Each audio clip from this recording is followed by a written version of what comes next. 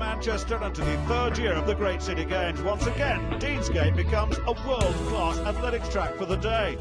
Jessica Ennis, World Heptathlon Champion, is here, and so is Tyson Gay, looking to challenge Usain Bolt's world best over 150 metres. A tough task indeed. But that's not all. On show, a host of international stars. Their talent will overcome the wet weather. Their enthusiasm will surely prevail. Well, there's the lineup for the first event. What a shame this weather has hit the city, that most of Britain has basked in glorious weather for the last 6 weeks. Onura, Thompson, Kwache and Duck in this domestic dust-up over 100 metres straight in the centre of Manchester. Well, Jeanette Kwache starts as favourite despite having suffered from injuries over the last 3 years. Her career really has been blighted. Joey Duck on the near side goes in lane 4, coached by Mike McFarlane, a former Commonwealth Games 200 metres champion. But it's Onura in 1, Thompson 2, Kwache 3 and Duck in pink 4. They get away without any problems. Very good start there from Kwache in the black. She leads at the moment, keeping low halfway, and she's going well. On the far side, Onura's looking strong in the pink. Kwache's going to take this one. Very powerful running from Kwache. She'll be delighted with that one. 11.60. It's pretty close. Come the line, Onura on the far side certainly finished strongly through the second half. But that is a very, very encouraging start to this World Championship summer for Jeanette Kwache. It certainly was. Let's have a look at the start. She got away brilliantly, very low, coming up nice and steadily. Onura didn't get away quite so well, and it was only after the halfway that she started to make her way back again. But it is good to see Jeanette Kwache. Remember, she was the only European athlete to reach the Olympic final in 2008. It's good to see her back in real form. Good win. Confirmation of that winning time, 11.60 for Jeanette Kwache. Anika Onura, 11.65 in second. It was close. Shauna Thompson third, 11.79, and Joey Duck bringing up the rear with 11.95.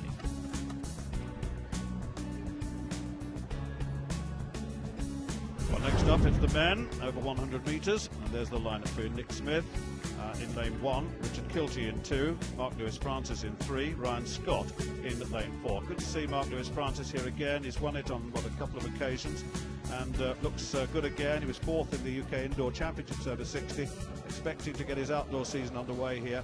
Good couple of silver medals in the major championships last year, drawn in the 3rd lane. Powerful young man. This is Ryan Scott near his tours, got a best of 10.20. That was a couple of seasons ago.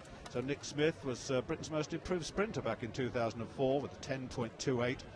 He's right on the far side, just off shot now. But Lewis-Francis should prevail here, although it is early season. It's very difficult to know how he will go. But winning this race last year in 10.21. Got away well. It's pretty even at the start, actually, on the near side. Ryan Scott going very well, and now Lewis-Francis starting to get away from this field. Lewis-Francis moving away now, and he's going to take this comfortably in the end. Lewis-Francis gets it. It could be Kilty in second place, and Smith with Ryan Scott, but that was 10.33. Good performance, good start to the season for Mark Lewis-Francis.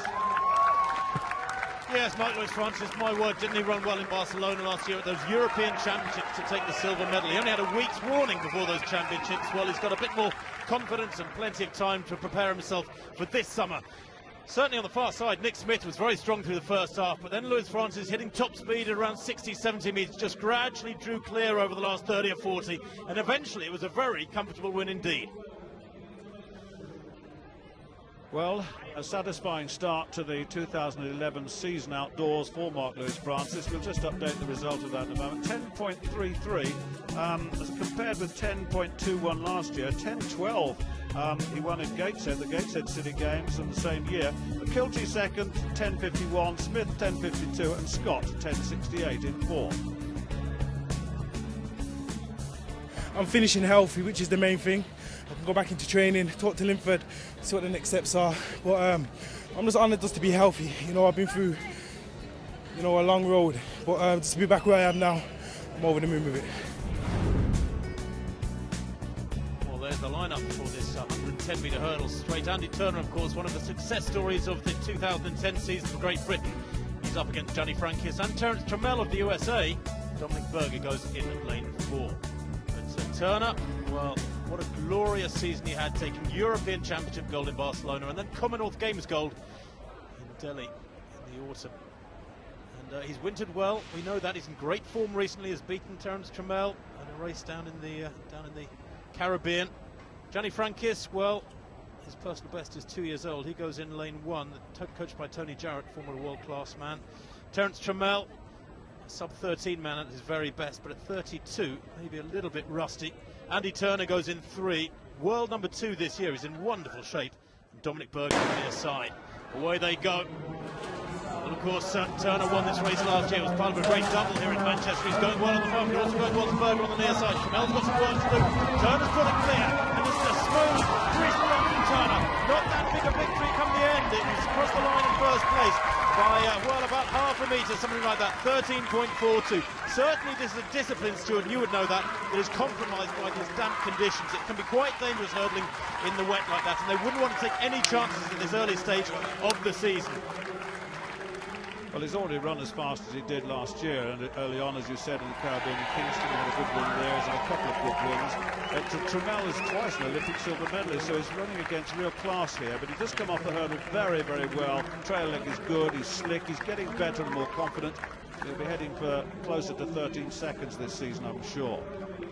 Looking at Trammell, looking at Turner. Trammell, a tall figure, may well be in the tri-light, but it's still a very good victory for Andy Turner. Well, he's looking in wonderful shape as Andy Turner, and the smile is still there.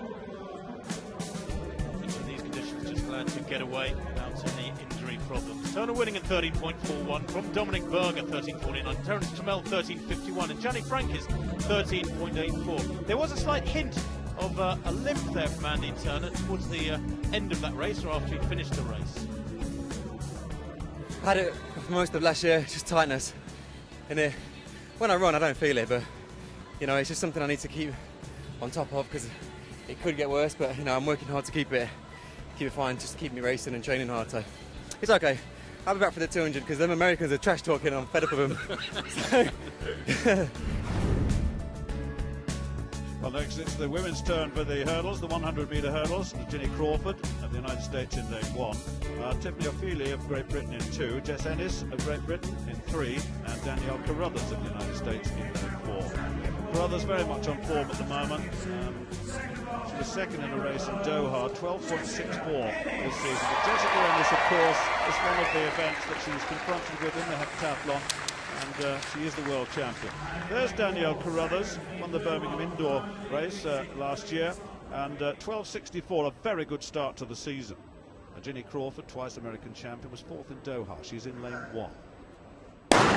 Feely, of course, in lane 2, the European indoor silver medalist, representing Great Britain now. Jessica has been run down. Coach Carruthers coming away with this at the moment. Very good run by Feely on the far side, and here comes Crawford as well, and here comes Carruthers. Carruthers gets it, I think. Crawford in second, just ahead of Jess Ennis. Have a little look at this. Well, on the near side, Danielle Carruthers, we know she's in very good form in the blue. They're second fastest in the world this year, but this is exactly what Jess Ennis needs, a really good race. It's very tight between those three on the far side. Carruthers is away, she's going to win this fairly comfortably, but Jessica Ennis having a battle royal there with O'Feely and the green there to the right of the picture, and Ginny Crawford. Very, very tight, and I think Ennis might snatch 3rd place, but no doubting Carruthers' victory there. She was well clear. There was daylight between her and the rest. Conditions horrible for hurdling. Well, yes, indeed. That's Danielle. Another good win. A good season, a good start to the season thus far. Danielle Carruthers, 12.73. Ginny Crawford, 12.87. Now, Jess Ennis at 12.88. Now, that's a season's best. To go sub-13 here is very good. And also to beat the European silver medalist representing Great Britain this season, O'Feely. Good performance all round. Kind of coming into this competition not really knowing where I'm at, so yeah, I can't complain with that. It was a good race. I knew it would be a good competitive race, and yeah, I'm pleased with that. Well, men's 200 metres comes up next, but later we'll see Tyson Gay challenge Usain Bolt's time over the 150 metres.